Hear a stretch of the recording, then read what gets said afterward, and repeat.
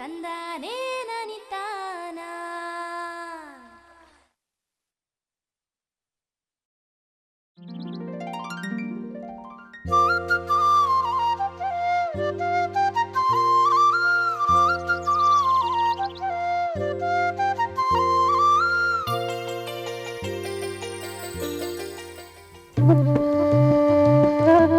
ರೈತ ಬಾಂಧವರು ಒಂದೇ ಬೆಳೆಯನ್ನು ಬೆಳೆದಾಗ ಎಷ್ಟೋ ಬಾರಿ ಹವಾಮಾನ ವೈಪರೀತ್ಯದಿಂದ, ಮಾರುಕಟ್ಟೆ ಏರುಪೇರಿನಿಂದ ಅಥವಾ ರೋಗ ರುಜಿನಗಳ ಬಾಧೆಯಿಂದ ನಷ್ಟಕ್ಕೊಳಗಾಗುವ ಸಾಧ್ಯತೆ ಇರುತ್ತದೆ. ಹಾಗಾಗಿ ಲಭ್ಯ ಭೂಮಿಯ ಸದ್ಬಳಕೆ ಮಾಡಿಕೊಂಡು ಮತ್ತು ನಿತ್ಯ ಆದಾಯ ಪಡೆಯಲು ಕೇವಲ ಏಕಬೆಳೆ ಕೃಷಿ ಕೈಗೊಳ್ಳದೆ ಸಮಗ್ರ ಕೃಷಿ ಕೈಗೊಳ್ಳುವುದು ಉತ್ತಮ.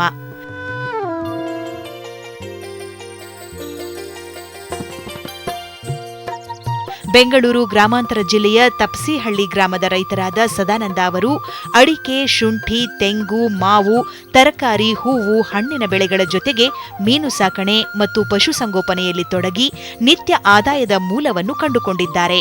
ಅಲ್ಲದೆ ಇತರ ರೈತರಿಗೆ ಮಾದರಿ ಕೃಷಿಕರೆನಿಸಿದ್ದಾರೆ. ನಾನು ಒಂದು ಕಂಪ್ನಿ SLC ಪಾಸ್ ಆಗ್ತಿದ್ದಂಗೆ ನಾನು ಒಂದು ಕಂಪ್ನಿ ಒಳಗೆ ಕೆಲಸ ಸಿಕ್ತು. ಕಂಪ್ನಿನಲ್ಲಿ ಕೆಲಸ ಮಾಡೋದಕ್ಕೆ ಹೋದೆ. ಆಮೇಲೆ ನಾನು ಒಂದು 15 ವರ್ಷ ಕೆಲಸ ಮಾಡಿದ್ದೆ. ಒಳ್ಳೆ ಪೋಸ್ಟ್ಗಳಲ್ಲಿ ಕೆಲಸದಲ್ಲಿ ಇರೋಂಥವ್ರನ್ನೂ ನಾನು ನೋಡಿ ಇದು ಮಾಡ್ತಾಯಿದ್ದೆ. ನಾವು ಬರೀ SLC ಓದಿ ಯಾಕೆ ನಾವು ಬೇರೆ ಕಡೆ ಹೋಗಿ ಕೆಲಸ ಮಾಡಬೇಕು, ನಮ್ಮ ಜಮೀನಲ್ಲೇ ನಾನು ತೋಟ ಮಾಡಿ ಯಾಕೆ ನಾನು ಸಂಪಾದನೆ ಮಾಡಬಾರ್ದು ಅಂತ ಒಂದು ಯೋಚನೆ ಬಂದಾಗ ನಾನು ಫ್ಯಾಕ್ಟ್ರಿನಲ್ಲಿ ಹೋಗ್ತಾ ಇರಬೇಕಾದ್ರೆ ಈ ನಮ್ಮದು ಈ ರಾಗಿ ಬೆಳೆದಿರ್ತಕ್ಕಂಥದ್ದು ಮಳೆ ಆಶ್ರಯದಲ್ಲಿ ಜಮೀನು 2 ಎಕರೆ. ಆಮೇಲೆ ಇದರಲ್ಲಿ ಒಂದು ಬೋರ್ವೆಲ್ ಹಾಕ್ಸಿದ್ರೆ ಅದರಲ್ಲಿ ಸ್ವಲ್ಪ ನೀರು ಸಿಕ್ತು. ಆ ನೀರಲ್ಲೇ 2-3 ವರ್ಷ ಒಂದು ಪ್ಲಾಸ್ಟಿಕ್ ಶೀಟ್ ಹಾಕ್ಕೊಂಡು ಒಂದು ಕುಂಟೆ ಮಾಡಿಕೊಂಡು ಅದರಲ್ಲಿ ಬರ್ತಕ್ಕಂಥ ನೀರನ್ನು ಸ್ಟೋರೇಜ್ ಮಾಡ್ಕೊಂಡು ಯಾಕೋ ಮ್ಯಾನೇಜ್ ಮಾಡಿ ಒಂದು 2-3 ವರ್ಷ ಬೆಳೆಗಳನ್ನೆಲ್ಲ ಬೆಳೆದೆ. ಆಮೇಲೆ ನಮಗೆ ಬೆಂಗಳೂರು ಯೂನಿವರ್ಸಿಟಿನವರು ಇಲ್ಲಿ ಒಂದು DBT ಒಂದು ಸ್ಕೀಮ್ ಮಾಡಿದಾಗ ನಮ್ಮನ್ನೆಲ್ಲ ಬಂದು ಗುರುತಿಸಿ ಒಂದು ಸುಮಾರು ಇಲ್ಲಿ ಒಂದು 25 ಹಳ್ಳಿಗಳನ್ನು ಗುರುತಿಸಿ ನಮಗೆ ಅಡ್ವೈಸ್ ಮಾಡಿ ಇದು ಮಾಡಿದರು. ಇಂಟಿಗ್ರೇಟೆಡ್ ಫಾರ್ಮ್ ಮಾಡೋದ್ರಿಂದ ಭಾಳಷ್ಟು ಅನುಕೂಲ ಇದೆ, ಮಾಡಿ ಸದಾನಂದವರೇ ಅಂತ ನಮಗೆ ಇವಾಗ ಡಾಕ್ಟರ್ ನಾರಾಯಣ್ ಗೌಡ ಯೂನಿವರ್ಸಿಟಿ ಅವರಲ್ಲಿ ಒಂದು 10-15 ಜನ ಒಂದು ಟೀಮ್ ಇತ್ತು. ಆ ಟೀಮ್ನಲ್ಲಿ ನಮಗೆ ಬಂದು ಎಲ್ಲ ಮನವರಿಕೆ ಮಾಡಿಕೊಟ್ಟು ನಮಗೆಲ್ಲ ಮಾರ್ಗದರ್ಶನ ಮಾಡಿ ಕೆಲವು ಸವಲತ್ತುಗಳನ್ನು ಕೈಲಿಂದ ಆದಂಥ ಸವಲತ್ತುಗಳನ್ನು ಕೊಟ್ಟು ಮಾಡಿದಾಗ ನಾನು ಇಂಟಿಗ್ರೇಟೆಡ್ ಫಾರ್ಮ್ ಮಾಡೋಕ್ಕೆ ಶುರು ಮಾಡಿದೆ. ಇಂಟಿಗ್ರೇಟೆಡ್ ಫಾರ್ಮ್ ಮಾಡೋಕ್ಕೆ ಶುರು ಮಾಡಿದ ಮೇಲೆ ನನಗೆ ಭಾಳಷ್ಟು ಅನುಕೂಲ ಆಯಿತು. ಒಂದು ಪಾಲಿಹೌಸ್ ಮಾಡಿಕೊಂಡೆ, ಇದು 10 ಗುಂಟೆ, ಒಂದು 15 ಗುಂಟೆ ಚರಿಷ್ಮಾ ಗುಲಾಬಿ ರೋಸ್ ಮಾಡಿದೆ. ಆಮೇಲೆ ನೀರಿನ ಹೊಂಡ ಮಾಡಿ ಪಾಲಿಹೌಸಿನ ನೀರನ್ನು ಹೊಂಡಕ್ಕೆ ಬರೋ ಥರ ಮಾಡಿ ಬೋರ್ವೆಲ್ ನೀರು ಅದಕ್ಕೆ ಕಲೆಕ್ಷನ್ ಮಾಡಿ ಅದರಲ್ಲಿ ಮೀನು ಸಾಕಾಣಿಕೆ ಮಾಡೋಷ್ಟು ಇದು ಮಾಡಿದೆ. ಮತ್ತು ಒಂದು ಅರ್ಧ ಎಕರೆ ಅಡಿಕೆ, ಮೊದಲೇ ನಾನು ಅಡಿಕೆ ಮಾಡಿದ್ದೆ. ಒಂದು ಅರ್ಧ ಎಕರೆ ಅಡಿಕೆ, ಆ ಅಡಿಕೆನಲ್ಲಿ ಅಂತರ್ಬೇಳೆಯಾಗಿ ಈ ಬೀನ್ಸು, ಚಿಕ್ಕಡಿಕಾಯಿ ಮತ್ತು ಶುಂಠಿ ಇಂಥದ್ದನ್ನು ಬೆಳ್ಕೊತಾ ಇದ್ದೀನಿ. ಒಂದು 1/4 ಎಕರೆನಲ್ಲಿ ತರಕಾರಿ, ಸೊಪ್ಪಿನ ಬೆಳೆಗಳು, ತರಕಾರಿಗಳು ಬೆಳಿತೀನಿ. ಇನ್ನೊಂದು ಅರ್ಧ ಎಕರೆನಲ್ಲಿ ಈ ದ್ರಾಕ್ಷಿ ಚಪ್ರ ಮಾಡಿ ಅದರಲ್ಲಿ ಬಳ್ಳಿ ಬೆಳೆಗಳು, ಸೌತೆಕಾಯಿ, ಹೀರೆಕಾಯಿ ಮತ್ತು ಪಡವಲಕಾಯಿ ಈ ಥರದ್ದನ್ನು ಆಲ್ಟರ್ನೇಟು ಮಾಡಿ ಇದು ಮಾಡ್ತಾಯಿದ್ದೀನಿ. ಸುತ್ತು ಬಾರ್ಡ್ರಲ್ಲೆಲ್ಲ ತೆಂಗು, ಮಾವು, ಸಪೋಟ ಮತ್ತು ಹಲಸು, ಚಕ್ಕೋತ, ಈ ಪಪ್ಪಾಯಿ, ಮೂಸಂಬಿ, ಎಳ್ಳಿ, ನಿಂಬೆಹಣ್ಣಿನ ಗಿಡಗಳು ಈ ಥರ ಸುಮಾರು ಒಂದು 20-25 ವೆರೈಟಿ ಗಿಡಗಳನ್ನ 3-4-5 ಗಿಡಗಳನ್ನ ಸುತ್ತು ಬಾರ್ಡ್ರಲ್ಲಿ ಹಾಕ್ಕೊಂಡಿದ್ದೀನಿ. ಗುಲಾಬಿ ಹೂವಿನ ಕೃಷಿಯನ್ನು ಕಳೆದ 10 ವರ್ಷಗಳಿಂದ ಕೈಗೊಳ್ಳುತ್ತಿರುವ ಸದಾನಂದ ಅವರು ವರ್ಷದ 10 ತಿಂಗಳು ನಿರಂತರ ಬೆಳೆ ದೊರೆಯುವುದರಿಂದ ನಿತ್ಯ ಆದಾಯ ಲಭ್ಯ ಎನ್ನುತ್ತಾರೆ. 15 ಕುಂಟೆ ಜಾಗದಲ್ಲಿ ನಾವು ಚರಿಷ್ಮಾ ಹೂವು ಹಾಕ್ಕೊಂಡಿದ್ವಿ. ಚರಿಷ್ಮಾ ಗುಲಾಬಿ ಬಟನ್ ರೋದು. ಇದು ನಾವು ಗಿಡ ಹಾಕಿದ ಮೇಲೆ 2-3 ತಿಂಗಳಲ್ಲೇ ನಮಗೆ ಫಲ ಕೊಡೋಕ್ಕೆ ಶುರುವಾಗುತ್ತೆ. ಸಣ್ಣ ಗಿಡ ಇದ್ದಾಗ ಕಮ್ಮಿ ಬರುತ್ತೆ, ದೊಡ್ಡದಾದ್ಮೇಲೆ ಜಾಸ್ತಿ ಆಗುತ್ತೆ. ಸುಮಾರು ನಮಗೆ ಒಂದು 15 ಕುಂಟೆನಲ್ಲಿ ಒಂದು ವರ್ಷದಲ್ಲಿ ಸುಮಾರು ಒಂದು 1.5 ಲಕ್ಷ ರೂಪಾಯಿಂದ 2.5 ಲಕ್ಷ ರೂಪಾಯಿವರೆಗೂ ನಮಗೆ ಇದರಿಂದ ಆದಾಯ ಸಿಗುತ್ತೆ. 15 ಕುಂಟೆದಲ್ಲಿ ನಮಗೆ ವರ್ಷದಲ್ಲಿ 2 ತಿಂಗಳು ಮಾತ್ರ ನಮಗೆ ಹೂವು ಸ್ಟಾಪ್ ಆಗುತ್ತೆ. ಇನ್ನು 10 ತಿಂಗಳು ಕಂಟಿನ್ಯೂಸ್ ಬರುತ್ತೆ. ಆಮೇಲೆ ನಾವು ಈ ಚರಿಷ್ಮಾ ಹೂವು ಹಾಕಿ 10 ವರ್ಷ ಆಗಿದೆ. ನಾವು ಅದೇ ಗಿಡನೇ ಇದೆ, ವರ್ಷಕ್ಕೊಂದು ಸಾರಿ ಕಟಿಂಗ್ ಮಾಡ್ತೀವಿ, ಮತ್ತೆ ಬೆಳೀತದೆ, ಹೂವು ಕೊಡ್ತಾನೆ ಇರುತ್ತೆ. ಪ್ರತಿ ದಿವಸ ನಮಗೆ ದುಡ್ಡು ಬರ್ತಕ್ಕಂಥ ಬೆಳೆಯೋದು. ಪಾಲಿಹೌಸ್ನಲ್ಲಿ ದೊಣ್ಣೆ ಮೆಣಸಿನಕಾಯಿ ಮತ್ತು ಇತರ ತರಕಾರಿ ಬೆಳೆಯುತ್ತಿದ್ದು ಇದು ಕೂಡ ನಿರಂತರ ಆದಾಯ ನೀಡುವ ಮೂಲವಾಗಿದೆ ಎಂಬುದು ಸದಾನಂದ ಅವರ ಅನುಭವ. ಪಾಲಿಹೌಸ್ನಲ್ಲಿ 10 ಗುಂಟೆ ಪಾಲಿಹೌಸ್ ಮಾಡಿದ್ವಿ. ಅದರಲ್ಲಿ ಆಲ್ಟರ್ನೇಟ್ ಬೇರೆ ಬೇರೆ ಬೆಳೆಗಳನ್ನು ಬೆಳೀತಾ ಇರ್ತೀವಿ. ಒಂದು 10 ಗುಂಟೆನಲ್ಲಿ ನಮಗೆ ಒಂದು 10ರಿಂದ 12 ಟನ್ವರೆಗೂ ನಮಗೆ ಕ್ಯಾಪ್ಸಿಕಮ್ ಬರುತ್ತೆ. ಒಂದು ಕೆಜಿ 45 ರೂಪಾಯಿ ಥರ ನಾವು ಫಿಕ್ಸೆಡ್ ರೇಟ್ ಮಾತಾಡಿ ಅಗ್ರಿಮೆಂಟ್ ಮಾಡ್ಕೊಂಡಿದ್ವಿ. ಅವರೇ ಬಂದು ಇಲ್ಲೇ ಬಂದು ತಗೊಂಡೋಗ್ತಾರೆ. ನಮಗೆ ಅದರಿಂದ ಗ್ಯಾರಂಟಿ ಒಂದು ದುಡ್ಡು ಬರ್ತಕ್ಕಂಥ ಒಂದು ಸೋರ್ಸು ಪಾಲಿಹೌಸಲ್ಲಿ. ಮತ್ತು ಅದರಲ್ಲಿ ಪಾಲಿಹೌಸಲ್ಲಿ ಟೊಮೊಟೊ ಬೆಳಿತೀವಿ, ಬೀನ್ಸ್ ಬೆಳಿತೀವಿ, ಮತ್ತು ಗುಲಾಬಿ ಬೆಳಿತೀವಿ. ಬೇರೆ ಆಲ್ಟರ್ನೇಟ್ ಬೆಳೆಗಳು ಚೇಂಜ್ ಮಾಡಿ ಮಾಡ್ತಾ ಇರ್ತೀವಿ. 5-6 ಹಸುಗಳನ್ನು ಸಾಕಿರುವ ಸದಾನಂದ ಅವರು ಹಾಲನ್ನು ಡೈರಿಗೆ ಹಾಕುವುದಲ್ಲದೆ ಮನೆಗೆ ಸಾಕಷ್ಟು ಹಾಲು ಮೊಸರು ಲಭ್ಯವಾಗುತ್ತದೆ ಎನ್ನುತ್ತಾರೆ. ಮತ್ತು ಜೊತೆಗೆ ಒಂದು 5-6 ಹಸುಗಳು ಒಳ್ಳೆ HF ಹಸುಗಳು ಇಟ್ಕೊಂಡಿದ್ದೀವಿ. ಅದರಲ್ಲಿ ಒಂದು ದಿವಸಕ್ಕೆ ಒಂದು 20ರಿಂದ 25 ಲೀಟ್ರ್ ಹಾಲು ಬರೋಂಥ ಹಸುಗಳು. ಆ ಹಾಲನ್ನು KMF ಸೊಸೈಟಿ ಊರಲ್ಲಿದೆ. ಅದರಲ್ಲಿ ನಮಗೆ ಒಂದು 15 ದಿವಸಕ್ಕೊಂದು ಸಾರಿ ನಮಗೆ ಹಣ ನಮಗೆ ಪೇಮೆಂಟ್ ಮಾಡ್ತಾರೆ. ಒಂದು ಪೇಮೆಂಟ್ಗೆ ಸುಮಾರು ನಮಗೆ ಒಂದು 18,000ರಿಂದ 25,000 ರೂಪಾಯಿವರೆಗೂ ನಮಗೆ ಪೇಮೆಂಟ್ ಸಿಗುತ್ತೆ. ಅದರಲ್ಲಿ ನಮಗೆ ಒಂದು 7-8 ಸಾವಿರ ರೂಪಾಯಿ ಹಸುಗಳಿಗೆ ಖರ್ಚು ಮಾಡ್ತೀವಿ. ಇನ್ನು ಉಳಿದಿರೋದು ಸಾಮಾನ್ಯವಾಗಿ ನಮಗೆ ಒಂದು 20,000 ರೂಪಾಯಿವರೆಗೂ ನಮಗೆ ದುಡ್ಡು ಉಳಿತದೆ.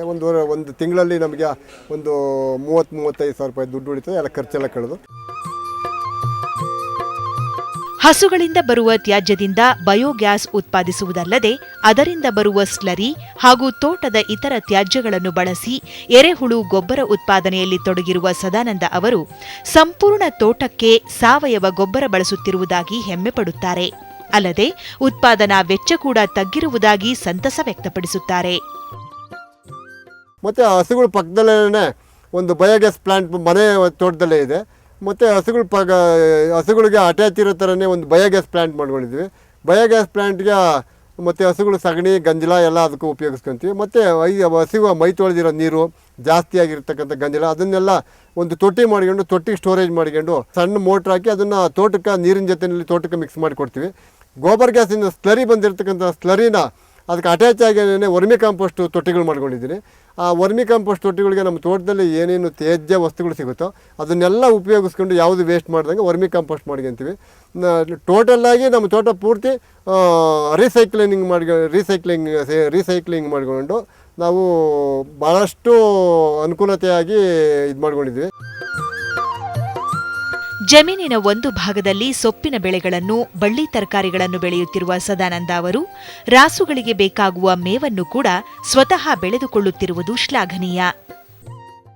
ಮತ್ತು ಒಂದು 5 ಕುಂಟೆನಲ್ಲೇ ನೇಪಿಯಾರು ಕೋಫೋರ್ ಹುಲ್ಲಾಕೊಂಡಿದ್ವಿ. ಒಂದು 5-6 ಹಸುಗಳಿಗೆ ಆಲ್ಟರ್ನೇಟ್ 40 ದಿವಸಕ್ಕೆ 45 ದಿವಸಕ್ಕೆ ಆಲ್ಟರ್ನೇಟ್ ನಾವು ಕಟ್ ಮಾಡ್ದಂಗೆಲ್ಲ ಬರ್ತಾನೆ ಇರುತ್ತೆ. ನಮಗೆ 5-6 ಹಸುಗಳಿಗೆ ಸಾಕಷ್ಟು ಹುಲ್ಲಾಗುತ್ತೆ. ಭಾಳಷ್ಟು ಚೆನ್ನಾಗಿ ಮೇಂಟೈನ್ ಮಾಡೋದ್ರಿಂದ ಭಾಳಷ್ಟು ಹುಲ್ಲಾಗುತ್ತೆ. ಮತ್ತು ಅದಕ್ಕೆ ಒಂದು ಮೇವು ರಾಗಿ ಹುಲ್ಲು ಕೊಡ್ತೀವಿ, ಡ್ರೈ ಫುಡ್ಡು, ಜೊತೆಗೆ KMF ಫೀಡ್ ಕೊಡ್ತೀವಿ. ಹಂಗಾಗಿ ನಮಗೆ ಹಸುಗಳಲ್ಲಿ ಮತ್ತು ಈ ಟೋಟಲ್ಲು ನಮ್ಮ 2 ಎಕರೆ ಜಮೀನಲ್ಲೇ ಸುಮಾರು ಒಂದು 8 ಲಕ್ಷದಿಂದ 10 ಲಕ್ಷ ರೂಪಾಯಿ ಒಂದು ವರ್ಷದಲ್ಲಿ ನಾವು ಸಂಪಾದನೆ ಮಾಡ್ಕೊತೀವಿ. ಮತ್ತು ಒಂದು 10 ಗುಂಟೆ ಪಕ್ಕದಲ್ಲಿ ಒಂದು 10 ಗುಂಟೆ ಜಮೀನಿದೆ. ಅದರಲ್ಲಿ ತರಕಾರಿ, ಸೊಪ್ಪಿನ ಬೆಳೆಗಳು, ತರಕಾರಿ ಬೆಳೆಗಳು, ಹಣ್ಣಿನ ಬೆಳೆಗಳು ಮಾಡ್ತಾಯಿರ್ತೀವಿ. ಮತ್ತು ಒಂದು ಅರ್ಧ ಎಕರೆ ಅಡಿಕೆ ಇದೆ. ಮತ್ತು ಒಂದು ಅರ್ಧ ಎಕರೆ ಇನ್ನೊಂದು ಖಾಲಿ ಜಮೀನಿದೆ, ಅದರಲ್ಲಿ ಅಟ್ಯಾಚ್ ಇರೋಂಥ ಜಮೀನು. ಅದರಲ್ಲಿ ಚಪ್ರ ಕಲ್ಲು ಕೂಚ ಹಾಕ್ಬಿಟ್ಟು ಕಂಬಿ ಹಾಕ್ಬಿಟ್ಟು ಚಪ್ರ ಮಾಡಿದ್ದೀವಿ. ಅದರಲ್ಲಿ ಅಂಬಿನಲ್ಲಿ ಬರ್ತಕ್ಕಂಥ ಬೆಳೆಗಳು ಹಾಗಲಕಾಯಿ ಗಿಡ, ಹೀರೆಕಾಯಿ ಗಿಡ, ಮತ್ತು ಸೋರೆಕಾಯಿ, ಪಡವಲಕಾಯಿ, ಮತ್ತು ಸೌತೆಕಾಯಿ, ಈ ಥರದಿಂದ ಚಪ್ರದಲ್ಲಿ ಹಬ್ಬಿ ಬೆಳೆಯುವಂಥ ಗಿಡಗಳನ್ನು ಮಾಡ್ತೀವಿ. ಅದು ಭಾಳಷ್ಟು ಉತ್ಕೃಷ್ಟವಾಗಿ ಬರ್ತದೆ. ಆಮೇಲೆ ನೆಲಕ್ಕೆ ಬಿದ್ದು ಹಾಳಾಗಲ್ಲ. ಆಮೇಲೆ ಇಳುವರಿ ಜಾಸ್ತಿ ದಿವಸ ಬರುತ್ತೆ. ಹಂಗಾಗಿ ನಮಗೆ ಅದು ಹಾರ್ವೆಸ್ಟ್ ಮಾಡೋದು, ಕೀಳೋದು ಎಲ್ಲ ಭಾಳ ಸುಲಭ. ಆಮೇಲೆ ಆಳುಗಳೆಲ್ಲ ಕಮ್ಮಿ ಬೇಕಾಗುತ್ತೆ. ಅಂಥ ಬೆಳೆನ ಅದರಲ್ಲಿ ಬೆಳಿತೀವಿ. ಹಸುಗಳಿಗಾಗಿ ಅಜೋಲಾ ಬೆಳೆದು ಬಳಸುತ್ತಿರುವುದು ಗಮನಾರ್ಹ ಸಂಗತಿ. ಇವುಗಳ ಜೊತೆಗೆ ಕೋಳಿ ಮತ್ತು ಕುರಿ ಸಾಕಣೆಯಲ್ಲಿ ತೊಡಗಿರುವುದು ಹೆಚ್ಚಿನ ಆದಾಯ ನೀಡುತ್ತಿದೆ ಎಂಬುದು ಈ ರೈತರ ಅನುಭವ.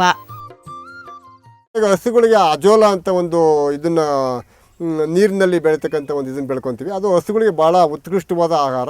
ಫೀಡ್ ಜೊತೆಯಲ್ಲಿ ಹಸುಗಳಿಗೆ ಒಂದು ಸ್ವಲ್ಪ ಒಂದು ಕೈ ಹಿಡಿಯಷ್ಟು ಪ್ರತಿ ದಿವಸನೂ ಕೊಟ್ಟರೆ ಅದಕ್ಕೆ ಒಳ್ಳೆ ಪೋಷಕಾಂಶಗಳಿರ್ತಕ್ಕಂಥ ಆಹಾರ ಅದು. ಅದಕ್ಕೆ ಹಾಲು ಚೆನ್ನಾಗಿ ಬರುತ್ತೆ, ಮತ್ತು ಲ್ಯಾಕ್ಟೋಮೀಟ್ರು ಚೆನ್ನಾಗಿ ಬರುತ್ತೆ. ಹಸು ಗರ್ಭಧಾರಣೆ ಚೆನ್ನಾಗಾಗುತ್ತೆ.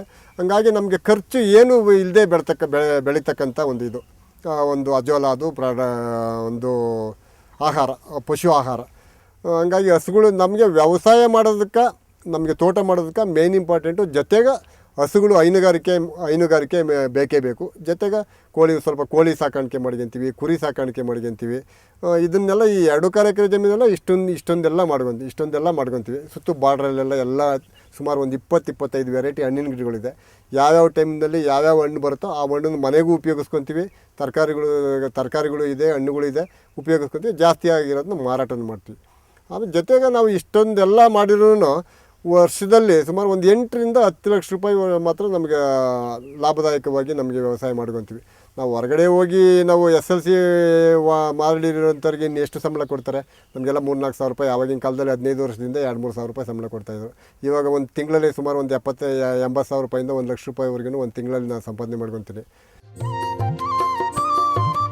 ಅಡಿಕೆ ಜೊತೆಗೆ ಅಂತರ ಬೆಳೆಯಾಗಿ ಶುಂಠಿ, ಚಪ್ಪರದ ಅವರೆ, ಹುರುಳಿಕಾಯಿ ಬೆಳೆಯುತ್ತಿರುವುದು ಒಂದೇ ಬೆಳೆಗೆ ಮಾಡುವ ಖರ್ಚಿನಲ್ಲಿ 2 ಪಟ್ಟು ಲಾಭ ಪಡೆಯಲು ಅನುಕೂಲ ಕಲ್ಪಿಸಿದೆ ಎನ್ನುವುದು ಈ ರೈತರ ಅನುಭವದ ಮಾತು. ಈ ಅಡಿಕೆನಲ್ಲಿ ನಾನು ಅಂತರ ಬೆಳೆಯಾಗಿ ಅಂಬು ಹುರುಳಿಕಾಯಿ ಬೆಳಿತೀನಿ, ಮತ್ತು ಜೊತೆಗೆ ಚಿಕ್ಕಡಿಕಾಯಿ ಅಂತ ಬರುತ್ತೆ, ಚಿಕ್ಕಡಿಕಾಯಿ ಬೆಳಿತೀನಿ, ಮತ್ತು ಜೊತೆಗೆ ಶುಂಠಿ ಬೆಳಿತೀನಿ. ಅದು ಒಂದೇ ಅಡಿಕೆ ಬೆಳೆಗೆ ನೀರು ಮತ್ತು ಗೊಬ್ಬರ ಎಲ್ಲ ಅಡಿಕೆಗೆ ಮತ್ತು ಬೇರೆ ಬೆಳೆಗಳಿಗೆ ಎರಡಕ್ಕೂ ಒಂದೇ ಖರ್ಚು ಬರುತ್ತೆ. ಆಮೇಲೆ ಲಾಭ ಡಬಲ್ 2 ಪಟ್ಟು ಲಾಭ ಇರ್ತದೆ.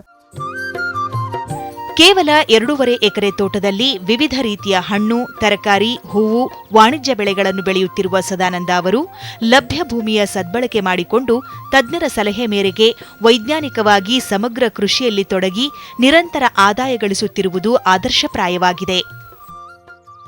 ನಮಗೆ ಹಲಸಿನ ಮರ ಇದೆ.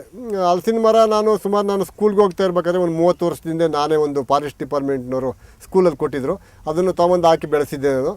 ಇವಾಗ ಅದು ದೊಡ್ಡದಾಗಿ ಸುಮಾರು ವರ್ಷಗಳಿಂದನೂ ಫಲ ಬರ್ತಾ ಇದೆ. ಅದು ನಿರಂತರವಾಗಿ ಇಡೀ ವರ್ಷ ಪೂರ್ತಿ ಬರುತ್ತೆ. ಅದರದ್ದು ಡಾಕ್ಟರ್ ಯಲ್ಲಪ್ಪ ರೆಡ್ಡಿ ಅವರು ಮತ್ತು ಯೂನಿವರ್ಸಿಟಿ ಇವರೆಲ್ಲ ಬಂದು ನಮ್ಮನ್ನು ಗುರುತಿಸಿ ಅದರಿಂದ ಬೇಕಾದಷ್ಟು ಗಿಡಗಳನ್ನು ಅಭಿವೃದ್ಧಿ ಮಾಡಿ ಎಲ್ಲ ಕಡೆ ಇಡೀ ಭಾರತ ದೇಶ ಪೂರ್ತಿ ಅದನ್ನು ಅಭಿವೃದ್ಧಿ ಮಾಡಿದ್ದಾರೆ. ಸಸಿಗಳೆಲ್ಲ ಮಾಡಿ ಬೇರೆ ಹೊರಗಡೆಗೆಲ್ಲ ಕೊಟ್ಟಿದ್ದಾರೆ ಸಸಿಗಳು. ಮತ್ತು ಡಾಕ್ಟರ್ ಯಲ್ಲಪ್ಪ ರೆಡ್ಡಿ ಅವರು ಅದಕ್ಕೆ ಈ ಸದಾನಂದ ಹಲಸು ಅಂತಲೇ ಹೆಸರು ಕೊಟ್ಟರು ಅದಕ್ಕೆ. ಆಮೇಲೆ ಅದು ಭಾಳಷ್ಟು ರುಚಿನೂ ಚೆನ್ನಾಗಿರ್ತದೆ. ಇಡೀ ವರ್ಷ ಪೂರ್ತಿ ಹಲಸು ಬರ್ತಾ ಇರುತ್ತೆ. ಎಲ್ಲ ಸೀಸನಲ್ಲೂ ಅದು ಹಲಸು ಬರ್ತಾ ಇರುತ್ತೆ.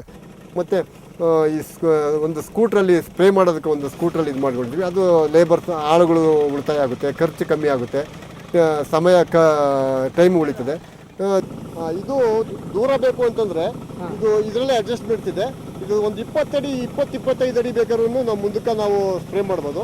ನಮಗೆ ಹತ್ತಿರ ಬೇಕು ಅಂತಂದರೆ ಇದು ಅಡ್ಜಸ್ಟ್ಮೆಂಟ್ ಮಾಡಿಕೊಂಡ್ರೆ ಇನ್ನೂ ಪ್ರೆಜರ್ ಆಗಿ ಇನ್ನೂ ಹತ್ತಿರದಿಂದಲೇ ನಾವು ಯಾವ ಇದಕ್ಕೆ ಬೇಕಾದ್ರೂ ಮಾಡ್ಬೋದು. ಜೊತೆಗೆ ಪೂರ್ತಿ ನಮ್ಮ ತೋಟ ಪೂರ್ತಿ ಎಲ್ಲ ಡ್ರಿಪ್ ಇರಿಗೇಷನ್ ಮಾಡ್ಕೊಂಡಿದ್ದೀವಿ. ಹಂಗಾಗಿ ನಾವು ಲೇಬರ್ ಮೇಲೆ ಜಾಸ್ತಿ ಡಿಪೆಂಡ್ ಆಗೋಲ್ಲ. ಅವಶ್ಯಕತೆ ಇದ್ದಾಗ ಮಾತ್ರ ಲೇಬರ್ನ ಕರ್ಕೊತೀವಿ. ಪರ್ಮನೆಂಟ್ ಲೇಬರ್ನ ಯಾರನ್ನೂ ಇಟ್ಕೊಂಡಿಲ್ಲ. ನಾವೇ ತೋಟದಲ್ಲಿ ಮನೆ ಇರೋದ್ರಿಂದ ನಮ್ಮ ಮನೆಯವರು ಎಲ್ಲರೂ ಸೇರಿ ನಾವು ಇದು ಮಾಡ್ಕೊತೀವಿ. ಆಮೇಲೆ ನಾವು ತೋಟದಲ್ಲೇ ಪ್ರತಿಯೊಂದು ನಮಗೆ ಏನೇನು ಬೇಕೋ ಎಲ್ಲ ಪೂರ್ತಿ ತೋಟದಲ್ಲೇ ಎಲ್ಲ ನಾವು ಬೆಳ್ಕೊತೀವಿ. ಜೊತೆಗೆ ನಮ್ಮನ್ನು ಗೌರ್ಮೆಂಟ್ ಆರ್ಟಿಕಲ್ಚರ್ ಡಿಪಾರ್ಟ್ಮೆಂಟ್ನವರು ಮತ್ತು ಯೂನಿವರ್ಸಿಟಿ ಮತ್ತು ತೋಟಗಾರಿಕೆ ಇಲಾಖೆ ಮತ್ತು ಕೃಷಿ ಇಲಾಖೆ ಇವರೆಲ್ಲರೂ ಸುಮಾರು ಜನ ರೈತರುಗಳು ಬರ್ತಾಯಿರ್ತಾರೆ ನಮ್ಮ ತೋಟಕ್ಕೆ ನೋಡ್ತಾರೆ. ಮತ್ತು ಬೇರೆ ಅಧಿಕಾರಿಗಳು ಬರ್ತಾರೆ, ಬೇರೆ ಹೊರದೇಶದವರೆಲ್ಲ ಬಂದು ನೋಡ್ತಾರೆ. ಆಮೇಲೆ ಈ 2 ಎಕರೆಯಿಂದಲೇ ನಾವು ಬೆಳೆದಿರೋಂಥದ್ದನ್ನ ಬಂದು ವೀಕ್ಷಣೆ ಮಾಡಿ ಭಾಳಷ್ಟು ಚೆನ್ನಾಗಿದೆ, ನಾವು ಮಾಡ್ಬೋದು, ನಾವು ಮಾಡಿದ್ರಿಂದ ಭಾಳಷ್ಟು ನಮಗೆ ಅನುಕೂಲ ಆಗುತ್ತೆ ಅಂತ ಅಂದ್ಬಿಟ್ಟು ಇದು ಹೇಳ್ತಾರೆ. ನಮಗೂ ಭಾಳಷ್ಟು ತೃಪ್ತಿಕರವಾಗಿದೆ. ಕೃಷಿ ಪಂಡಿತ ಪ್ರಶಸ್ತಿ, ಬೆಂಗಳೂರು ಕೃಷಿ ವಿಶ್ವವಿದ್ಯಾನಿಲಯದ ಶ್ರೇಷ್ಠ ಕೃಷಿಕ ಪ್ರಶಸ್ತಿಗಳಂತೆ ಅನೇಕ ಪ್ರತಿಷ್ಠಿತ ಪ್ರಶಸ್ತಿಗಳು ಸದಾನಂದ ಅವರ ಶ್ರಮಕ್ಕೆ ದೊರೆತಿರುವ ಮನ್ನಣೆಯಾಗಿದೆ. ನಾನು ಯಾವುದಕ್ಕೂ ಅವಾರ್ಡ್ ಬೇಕು ಅಂತ ನಾನು ಹೋಗಿ ಇದು ಮಾಡೋದಲ್ಲ. ನನ್ನ ಕೆಲಸ ನನ್ನ ತೋಟದಲ್ಲಿ, ನಮ್ಮ ಫ್ಯಾಮಿಲಿ ಎಲ್ಲ ತೋಟದಲ್ಲಿ ಮನೆ ಕಟ್ಕೊಂಡಿದ್ದೀವಿ.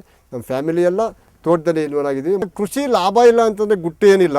ಅದನ್ನು ನಾವು ಹೊರಗಡೆ ಹೋಗಿ ಬೇರೆಯವ್ರ ಕೈ ಕೆಳಗಡೆ ಯಾವ ಥರ ನಾವು ಕೆಲಸ ಮಾಡ್ತೀವೋ ಅದೇ ಥರ ನಾವು ಪ್ರತಿಯೊಂದು ಕೆಲಸನೂ ನಾವು ಮನೆಯವರೇ ಭಾಳ ಮುತುವರ್ಜಿಯಿಂದ ಮಾಡಬೇಕು. ಎಲ್ಲ ಅನುಕೂಲತೆ ಮಾಡ್ಕೊಬೇಕು. ನಾವು ಯಾವುದೇ ಗೌರ್ಮೆಂಟ್ ಸೌಲಭ್ಯಗಳ ಮೇಲೆ ಡಿಪೆಂಡ್ ಆಗಬೇಕು. ಗೌರ್ಮೆಂಟ್ ಸೌಲಭ್ಯ ಕೊಡೋಂಥ ತೊಗೊಂಡ್ರು ನಾವು ಇಂಟಿಗ್ರೇಟೆಡ್ ಫಾರಮು ನಾನು ಏನೆಲ್ಲ ನಾನು ಹೇಳಿದ್ದೀನೋ ಏನೆಲ್ಲ ತೋರಿಸಿದ್ದೀನೋ ಅದನ್ನು ನಾನು ಬರೀ ಬಾಯಿನಲ್ಲಿ ಹೇಳಲ್ಲ, ನಾನು ಬೆಳೆದು ತೋರಿಸಿ ಮಾಡಿರ್ತಕ್ಕಂಥದ್ದನ್ನು ನಾನು ಹೇಳ್ತಾ ಇರೋದು. ನಮಗೆ ಪ್ರತಿ ದಿವಸ ಒಂದು ದುಡ್ಡು ಬರ್ತಕ್ಕಂಥ ಒಂದು ಬೆಳೆ, ಆಮೇಲೆ ವಾರಕ್ಕೊಂದು ದುಡ್ಡು ಬರ್ತಕ್ಕಂಥ ಬೆಳೆ, ತಿಂಗಳಿಗೊಂದು 15 ದಿವಸಕ್ಕೊಂದು 6 ತಿಂಗಳಿಗೆ, ವರ್ಷಕ್ಕೆ, ಈ ಥರ ಎಲ್ಲ ಒಂದು ಆಲ್ಟರ್ನೇಟ್ ಆಗಿ ನಾನು ಒಂದು ಫ್ಯಾಕ್ಟ್ರಿನಲ್ಲಿ ಹೋಗಿ ಯಾವ ಥರ ನಾನು ಕೆಲಸ ಮಾಡ್ತಾ ಇದ್ನೋ ಶಿಫ್ಟು, ಆ ಥರ ಒಂದು ಆ ಒಂದು ಮನೋಭಾವ ಇಟ್ಕೊಂಡು ನಾನು ತೋಟದಲ್ಲಿ ನಾನು ಬೇರೆಯವ್ರ ಕೈ ಕೆಳಗೆ ಕೆಲಸ ಮಾಡಿದರೆ ನಮಗೆ ಎಷ್ಟು ಮುತುವರ್ಜಿಯಿಂದ ನಾವು ಅವ್ರ ಕೆಲಸ ಮಾಡಿಕೊಡ್ತೀವಿ, ಅವರು ಟೈಮು ಸರಿಯಾಗಿ ಅದೇ ಥರ ನಾವು ನಮ್ಮ ತೋಟದಲ್ಲೂ 4 ಹಸು, ಹಂದಿ ಸಾಕಾಣಿಕೆ, ಕುರಿ ಸಾಕಾಣಿಕೆ, ಕೋಳಿ ಸಾಕಾಣಿಕೆ, ತೋಟಗಾರಿಕೆ ಇಂಥದ್ದನ್ನು ಮಾಡ್ಕೊಂಡು ಅದ್ರ ಹತ್ರಷ್ಟು ಸಂಪಾದನೆ ಮಾಡೋಂಥ ಒಂದು ಸೋರ್ಸಸ್ಸನ್ನು ಕಂಡ್ಕೊಬೋದು, ಸಂಪಾದನೆ ಮಾಡ್ಬೋದು, ನೆಮ್ಮದಿಯಿಂದ ಜೀವನ ಮಾಡ್ಬೋದು. ಆ ಥರ ಒಂದು ಇದನ್ನು ಮನೋಭಾವ ಬೆಳೆಸ್ಕೊಬೇಕು ನಮ್ಮ ರೈತರು ಮಕ್ಕಳು ಅಂತಂದ್ಬಿಟ್ಟು ನಾನು ಈ ಒಂದು ಮುಖಾಂತರ ನಾನು ಹೇಳ್ತಾ ಇದ್ದೀನಿ. ಅದೇ ಥರ ಒಂದು ನಾವು ಸಮಯ ಇಟ್ಕೊಂಡು ನಾವು ಯಾವ್ಯಾವ ಕೆಲಸ ಯಾವ ಟೈಮಿಗೆ ಮಾಡಬೇಕು ಆ ಟೈಮಿಗೆ ಕರೆಕ್ಟಾಗಿ ನಾವು ಮಾಡಿದರೆ ಖಂಡಿತ ವ್ಯವಸಾಯದಲ್ಲಿ ನಾವು ಯಾವತ್ತೂ ನಮಗೆ ವ್ಯವಸಾಯದಲ್ಲಿ ಲಾಸ್ ಆಗೋಲ್ಲ. ಖಂಡಿತ ವ್ಯವಸಾಯದಲ್ಲಿ ನಾವು ಜೀವನ ಮಾಡ್ಬೋದು, ರೈತರು ನೆಮ್ಮದಿಯಿಂದ ಜೀವನ ಮಾಡ್ಬೋದು ಅಂತ ನಾನು ಇವಾಗ ಬೆಳೆದು ಮಾಡಿ ತೋರಿಸ್ಕೊಟ್ಟಿದ್ದೀನಿ. ಬೇಕಾದಷ್ಟು ಜನ ರೈತರು ಬರ್ತಾರೆ, ಸ್ಟೂಡೆಂಟ್ಗಳು ಬರ್ತಾರೆ, ಮತ್ತು ಸೈಂಟಿಸ್ಟ್ಗಳು ಬರ್ತಾರೆ. ಎಲ್ಲರೂ ಭಾಳ ಚೆನ್ನಾಗಿದೆಯಪ್ಪ, ಈ ಥರ ಮಾಡಿದರೆ ಭಾಳಷ್ಟು ಅನುಕೂಲ ಆಗುತ್ತೆ ಅಂತಂದ್ಬಿಟ್ಟು ಹೇಳ್ತಾರೆ. ಎಲ್ಲರೂ ಅದೇ ಥರ ಒಂದು ಇದು ಹೇಳ್ತಾರೆ. ಕೃಷಿನಲ್ಲಿ ಎಲ್ಲ ಅನುಕೂಲತೆ ಮಾಡ್ಕೊಂಡು ನಾವು ಆಲ್ಟರ್ನೇಟ್ ಆಗಿ ಸಮಗ್ರ ಕೃಷಿ ಪದ್ಧತಿ ಅಳವಡಿಸ್ಕೊಂಡು ಮಾಡಿದರೆ ನಾವು ವ್ಯವಸಾಯ ಮಾಡಿಸಿದ್ರೆ ಖಂಡಿತ ಯಾವುದೇ ಕಾರಣಕ್ಕೂ ನಮಗೆ ನಷ್ಟ ಆಗಲ್ಲ. ಅದರಿಂದ ಲಾಭದಾಯಕವಾಗಿ ಇರ್ತೀವಿ ಅಂತೂ ನಷ್ಟ ಅಂತೂ ಆಗಲ್ಲ. ಅದರದ್ದೇ ಸಮಗ್ರ ಕೃಷಿ ಮಾಡೋದ್ರಿಂದನೇ ನಮಗೆ ಅಗ್ರಿಕಲ್ಚರಲ್ಲಿ ಲಾಸ್ ಆಗದೆ ಇರತಕ್ಕಂಥ ಗುಟ್ಟು. ಅನುಕೂಲವಿರುವ ರೈತ ಬಾಂಧವರು ಇವರಂತೆ ಉತ್ಪಾದನಾ ವೆಚ್ಚ ತಗ್ಗಿಸಿಕೊಂಡು ಲಭ್ಯ ಭೂಮಿಯಲ್ಲಿ ಸಮಗ್ರ ಕೃಷಿ ಕೈಗೊಂಡು ಹೆಚ್ಚೆಚ್ಚು ಲಾಭ ಗಳಿಸಬಹುದು.